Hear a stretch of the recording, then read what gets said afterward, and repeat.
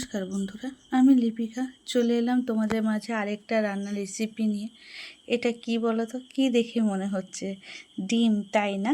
না, এটা গাঠি কচুর সুন্দর একটা রেসিপি তোমাদের সামনে নিয়ে এলাম। তো যেটা বলা হয় গাঠি কচুর দম। তো তার জন্য গাঠি কচুগুলো দেখো বন্ধুরা, প্রথমে ধুয়ে নিলাম ভালো করে, এটাকে আমি সেদ্ধ করে নেব। তো আজকে রান্নাটা চলো তোমাদের সঙ্গে শেয়ার করি। তো প্রথমে কড়া বসিয়ে দিলাম উনুনে, তারপরে জল দিয়ে দিচ্ছি গাঠি কচু সেদ্ধ করার জন্য। তো 2 মগের মতো জল নিয়ে নিলাম।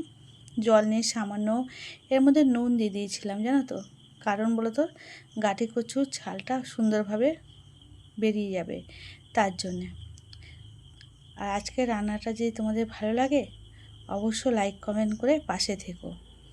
তো প্রথমেই দেখো আমার আজকে কিছু কাটা হয়নি, তার জন্যে গাঠি কচু সেদ্ধ বসিয়ে তারপর সব কিছু কেটে নিচ্ছিলাম। প্রথমে পেঁয়াজ কাটছিলাম, পেঁয়াজটা একটু বেশি নেব, কেন একটু পেঁয়াজটা আমার বেশি লাগবে আজকে রান্নাটা, তার জন্যে। কিছু পেঁয়াজ ভেজে তুলে রাখবো গার্নিশ করার জন্যে, আর কিছু পেঁয়াজ কুচিয়ে নেব বেটে নেওয়ার জন্য। তাই জন্য বেশি করে পেঁয়াজ আমি কেটে নিচ্ছি বন্ধুরা। তো অবশ্যই রান্নাটা যদি তোমাদের ভালো লাগে অবশ্যই লাইক কমেন্ট শেয়ার করতে ভুলো না। আর যদি আমার চ্যানেলটা তোমরা নতুন হয়ে থাকো তো অবশ্যই সাবস্ক্রাইব করে দিয়ে পাশে থেকো এরকম নিত্য নতুন রান্না দেখার জন্য গ্রামের। তো পেঁয়াজ দেখো বন্ধুরা কুচিয়ে নিলাম সরু সরু করে, আর অনেকগুলো তিনটে পেঁয়াজ আমি টোটাল নিয়েছি। তোমরা তোমাদের আন্দাজ মতো নেবে। তারপরে রসুনটাকে জলে ভিজিয়ে দিয়েছিলাম, কেন বলো তো, রসুনটা জলে ভিজলে তাড়াতাড়ি এর খোসাগুলো বেরিয়ে যায়, তাই জন্য রসুনটাকে আমি জলে ভিজিয়ে রেখেছিলাম কিছুক্ষণের জন্য। দেখো কি তাড়াতাড়ি খোসাটা কীরকম সুন্দরভাবে ছাড়ানো যাচ্ছে, তাই না? তো এরকম তোমরা যদি রসুন যদি তাড়াতাড়ি ছাড়াতে চাও অবশ্য জলে ভিজিয়ে রাখবে, তাহলে দেখবে রসুন তাড়াতাড়ি ভিজাবে। এখানেও আমি রসুনটা একটু বেশি নেব, যেহেতু এটা দমের মতো হবে আর মাখা মাখা গ্রেভি, জল খুব কম হবে। এই গ্রেভি দিয়েই সুন্দরভাবে রান্নাটা করব কচুর দমটা, তার জন্যে। তো কিছু রসুন আমি ছাড়িয়ে নিলাম। এবার তারপরে আমি কিনে আদা নিয়ে নেব। তো অবশ্যই দেখো বন্ধুরা কত তাড়াতাড়ি রসুনটা সুন্দরভাবে ছাড়ানো যাচ্ছে, তাই না? আমি রসুনটাকে সুন্দর করে ছাড়িয়ে নিচ্ছি দেখো। তো আজকে রান্নাটা একটা ইউনিক টাইপের রান্না, খেতে কিন্তু দারুণ হয়েছে। অবশ্যই গাঠি কচুর এরকম রান্না করে খাবে, খুব দারুণ লাগবে।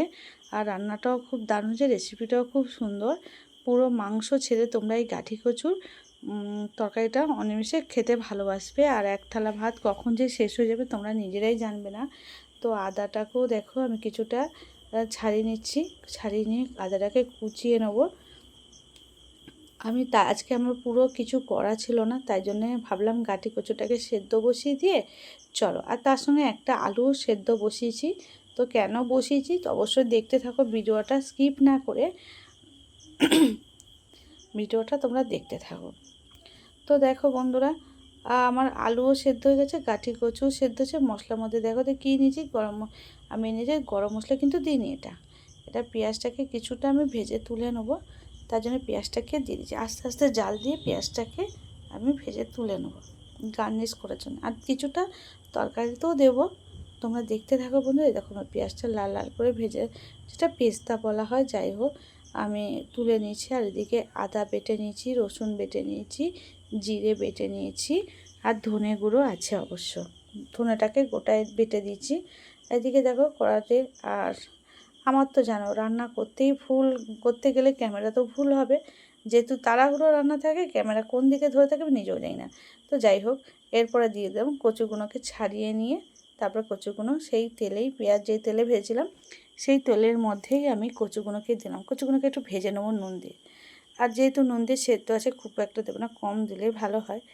তো দিয়েছি, দিয়ে এবার কিছুক্ষণ আমি ভেজে নেবো। এইদিকে আমার ওদিকে উনুনটা পুরো ফাঁকা রয়েছে। তো দেখতে পাচ্ছ বন্ধুরা আমার 2 পাকা উনুনে আমি রান্না করি সবসময়, তোমরা তো দেখতে থাকো। আর দেখো পুরো যেন ডিম, তা না ডিমের কষে। এরকম গাঠি কচু যদি না করে খেয়ে থেকো বন্ধুরা অবশ্যই এরকম করে খেও, খুব সুন্দর। এটা তুমি রুটি পরোটা বা গরম গরম ভাতের সময় খেতে কিন্তু দারুণ লাগে। এই দেখো তোমাদের বলেছিলাম না আলু নিচে একটা টমেটোকেও সেদ্ধ করে নিয়েছি, এটাকে এবার আমি ভালো করে সব মাখিয়ে নেব। মাখিয়ে নিয়ে একটা গ্রেভি তৈরি করব, কারণ এইটাই দিয়েই আমার আজকে গ্রেভি তৈরি হবে। কারণ আজকে আমি এর জল খুবই কম দেবো। আর এই যে আলুটা আর টমেটোকে ভালো করে মেখে নিচ্ছি। আমি তো হাতের সাহায্যে মাখছি বন্ধুরা, তোমরা চাইলে কিছু দিয়ে মাখিয়ে নিতে পারো। তো ভালো করে দেখো আমি এটা মাখিয়ে নিচ্ছি। মাখিয়ে নেওয়ার পরে দেখো বন্ধুরা ভালো করে চটকে, এবার আমি এটাকে এর মধ্যে কী কী দিচ্ছি তোমরা দেখতে থাকো। এদিকে কচুটা হয়েছে, কচুটাকে আমি নামিয়ে নেব। কচুটা নামিয়ে নেওয়ার পরে সেই তেলে কিন্তু আমি কড়া বেশি করব না, তোমরা চাইলে কড়া ধুয়ে নিতে পারো, কিন্তু আমি ধুইনি কারণ তেলটা অনেকটাই ছিল। আর এই দিকে দেখো আমি সব কিছু নিয়ে এবার এর মধ্যে মশলা দিচ্ছি। দেখো প্রথমে জিরে আর লঙ্কা বাটা, পেঁয়াজ বাটা, আদা বাটা, রসুন বাটা, আর তার সঙ্গে ধনে গুঁড়ো আর একটু সামান্য জল দিয়ে এর মশলাটা গ্রেভিটা আমি করে রাখবো। নুন হলুদ পরিমাণ মতো সব কিছু দিয়ে এটা আমি একটু জল দিয়ে গ্রেভির মশলাটা তৈরি করে রেখে দেবো। এবার এই মশলা দিয়েই আমার গ্রেভিটা তৈরি হবে। আর এর যে স্বাদ যে এসেছে একদম দারুণ। আর এর মধ্যে দিয়েছি কাসুরি মেথি, যার জন্য আমি কোনো গরম মশলা দিইনি। তোমরা পারলে গরম মশলা দেবে, আমি দিয়ে দিই কারণ আমি কাসুরি মেথি দিলে কাসুরি মেথি একটা সেন্ট, যা স্মেলটা কত সুন্দর আসে। তো দেখো উল্টো বললাম না, আমার ক্যামেরা সবসময় উল্টোই ধরা থাকে। তো যাই হোক নামিয়ে দিলাম।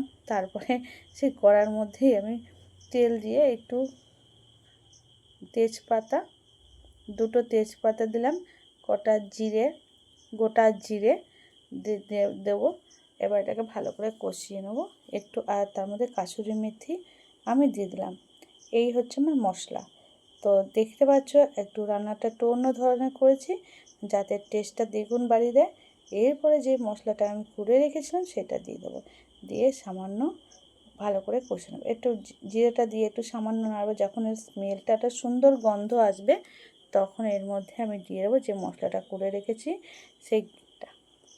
তো দেখতে পাচ্ছ কেন আমি সব একসঙ্গে করে রেখেছি। এবার তোমরা এটাকে ভালো করে কষে নেবে, কারণ যেহেতু কাঁচা মশলা একটু ভালো করে কষে নিলে এই যে মশলাটা যে কষছে, এই যে একটা স্মেল যে কি সুন্দর আসে, তোমাদের কি বলবো, যে গ্রেভি দিয়ে তুমি ভাত খেতে পারো, তোমাকে আর অন্য কিছু লাগবে না। এই একটা রেসিপি তোমার কিন্তু দারুণ হয়ে যাবে। তো এর জন্য গ্রেভিটাও একটু আলুটা কেন দিয়েছি, যাতে গ্রেভিটা একটু গাঢ় গাঢ় হয়। আর এমনি তো কচু তোমরা জানো সহজে একটু মাখা মাখা হয়ে যায়। তো তোমাদের সেই বুঝে জল দেবে। আমি তো ওটা পুরো মাখা মাখাই করতে চেয়েছি, তাই খুব একটা জল দেবো না। এরপরে দেখো ভালো করে কষে নিলাম। তারপরে দিয়ে দিলাম আমি গাছ থেকে পাহাড়ি ধনেপাতা তুলে এনে দিয়েছি। তারপরে এবার এগুলো দিয়ে, যেহেতু কচুটা ভাজা আছে সেদ্ধ আছে, আমাকে এটা বেশি আর কষতে হবে না। আর এত সুন্দর গ্রেভি হয়েছে, তার জল আমার দিতে খুব একটা হবে না। এবার তোমরা হালকা জাল দিয়ে একটু একটু বসিয়ে রাখবে বন্ধুরা। আর দেখবে একদম হালকা জালে বসে রাখবে, এর যে একটা সুন্দর স্মেল আর সুন্দর যে একটা গ্রেভি তৈরি হবে, তা কী বলবো। তো দেখো এবার ধনে পাতাটা দিয়ে দিয়েছি। এবার একটু সামান্য জল দিয়ে আমি কিছুক্ষণ 10-15 মিনিট তোমরা ঢেকে রাখতে পারো। আমার যেহেতু সব হয়ে গেছিলো 90%, 100% 90% হয়ে গেছিলো, তাই আমি একটু সামান্য জল দিয়ে দেবো। এবার দিয়ে আমি নামিয়ে নেবো। তো আজকে রান্নাটা তোমাদের কেমন লাগলো, যদি আমার আজকে এই কচুর দম যদি তোমাদের ভালো লাগে, অবশ্যই লাইক কমেন্ট শেয়ার করতে ভুলো না বন্ধুরা। তোমাদের একটা লাইক একটা কমেন্ট আমাকে অনেক উৎসাহ দেয় আগামী রান্নার জন্য। আমি এত কষ্ট করে যে ভিডিও করি তার একটা সাফল্যতা পাই তোমাদের সুন্দর একটা কমেন্ট। তারপর যে পেঁয়াজটা ভেজে রেখে তার মধ্যে উপরে ছড়িয়ে দিলাম, পুরো যেন মাংস, তাই না?